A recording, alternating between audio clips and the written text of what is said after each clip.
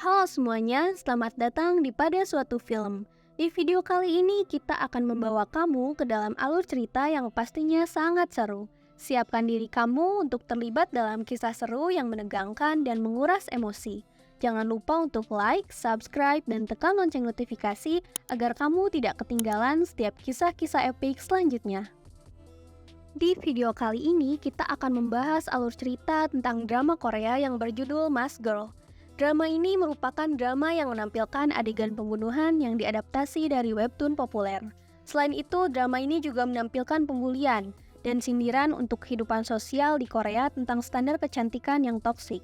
Drama Mask Girl ini menceritakan tentang seorang sosok streamer wanita yang memiliki identitas rahasia.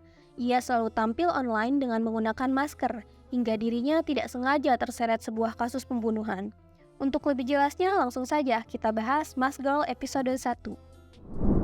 Scene diawali dengan seorang anak perempuan yang bersiap-siap akan tampil di sebuah acara pertunjukan. Anak perempuan itu bernama Kim Momi. Dia sangat suka menari di panggung. Cita-citanya adalah menjadi seorang bintang. Dia bahagia ketika mendapatkan perhatian dari banyak orang. Tetapi wajahnya tidak mendukung impiannya itu karena wajahnya tidak cantik. Bahkan ibunya sendiri meragukan impian anaknya itu karena fisiknya yang tidak begitu cantik.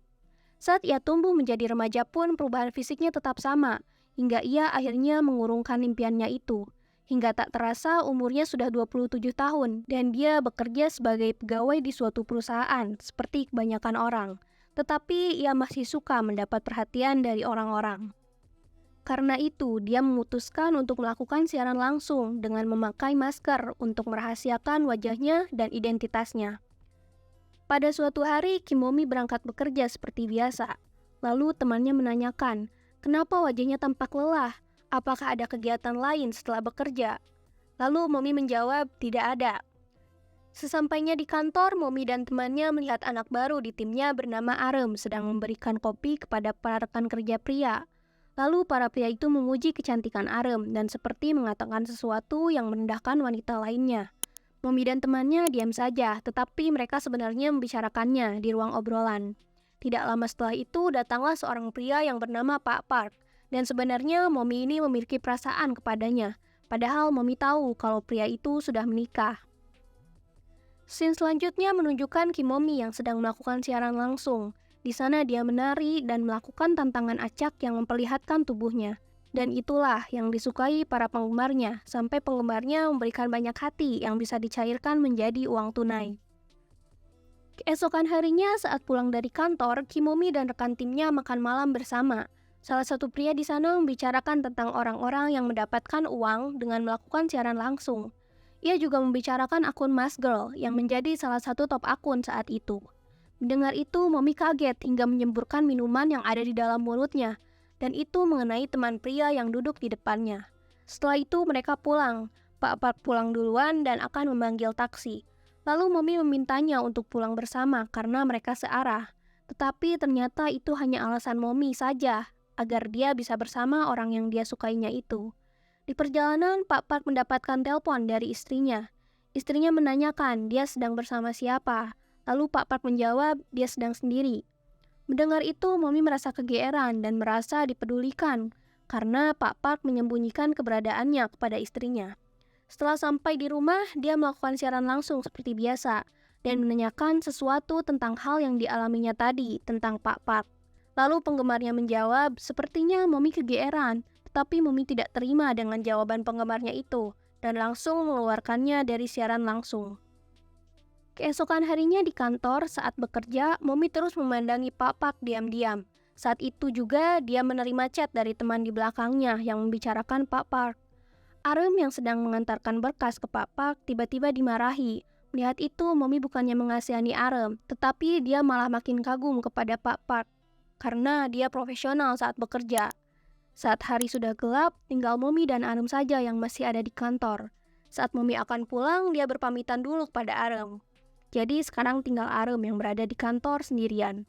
Ketika Momi sudah sampai di bawah, dia tersadar kalau dompetnya ketinggalan di meja kerjanya. Lalu dia kembali lagi ke lantai atas untuk mengambil dompetnya itu. Pada saat Momi masuk lagi ke dalam gedung, ia melihat Pak Park juga ada di depan pintu lift. Melihat itu, Momi mengikutinya diam-diam. dan ternyata Pak Park berselingkuh dengan Arem. Mommy melihat sendiri. Mereka sedang bercumbu di kantor. Di jalan, dia menangis terseduh-seduh. Sesampainya di rumah, dia minum-minum sampai mabuk. Bahkan dia tidak sadarkan diri. Dia menyalakan siaran langsungnya dan melakukan hal gila. Dia bertelanjang di depan kamera saat live-nya berlangsung, sehingga live-nya ditangguhkan untuk beberapa waktu. Saat terbangun keesokan harinya, dia langsung tersadar apa yang dia lakukan semalam dan merasa menyesal. Setelah itu, dia pergi ke kantor seperti biasa. Sesampainya di kantor, dia makan bersama teman-temannya sambil membicarakan hal yang dia lihat kemarin saat jam pulang. Tidak membutuhkan waktu lama, rumor itu langsung menyebar ke seluruh kantor dan semua pegawai membicarakan perselingkuhan Pak Park dengan Arem. Saat akan pulang, di depan lift, Mommy dipanggil oleh rekan kerjanya yang waktu itu terkena semburan minuman Mommy. Pria itu seperti ingin mengatakan sesuatu kepada Mommy, tetapi tidak berani dan akhirnya tidak jadi mengatakannya. Setelah itu, saat di jalan, Mommy melihat Pak Park yang mabuk di pinggir jalan. Mommy menghampirinya dan mengantarkannya pulang. Tetapi sebenarnya Mommy tidak tahu di mana rumah Pak Park. Hingga saat itu turun hujan, dan Mommy membawa Pak Park ke motel. Mereka berdua tidur bersama di sana. Pada pagi harinya, Pak Park terbangun dengan kaget, lalu diam-diam keluar dari motel itu. Mommy tahu Pak Park keluar diam-diam, tapi dia pura-pura tidur. Mungkin karena dia malu.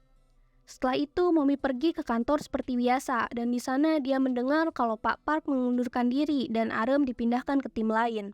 Setelah itu, dia membuka email yang dia dapatkan dari orang tidak dikenal, dan isinya adalah foto dia yang sedang menjadi Mas Girl, dengan bertuliskan, "Aku tahu, kau adalah Mas Girl." Melihat itu, Mommy sangat terkejut dan ketakutan hingga dia terus memikirkan itu. Sampai saat di bis, ada seorang pria yang tidak sengaja menyenggolnya. Tetapi Mommy merasa kalau pria itu sengaja menyentuh bokongnya. Mommy menyangka kalau bisa jadi pria itu adalah orang yang mengirimkan email itu kepadanya dan mengikuti dia. Hingga akhirnya Mommy membawanya ke kantor polisi untuk melaporkan pelecehan seksual. Di sana pria itu mengatakan sesuatu yang menjelekkan wajah Mommy, lalu Mommy marah dan menyerangnya. Awalnya Mommy tidak mau berdamai, tetapi seorang polisi tua membujuknya agar dia tidak membesarkan masalah. Karena di situ Mommy juga melakukan penyerangan kepada pria itu. Dan akhirnya Mommy terpaksa berdamai.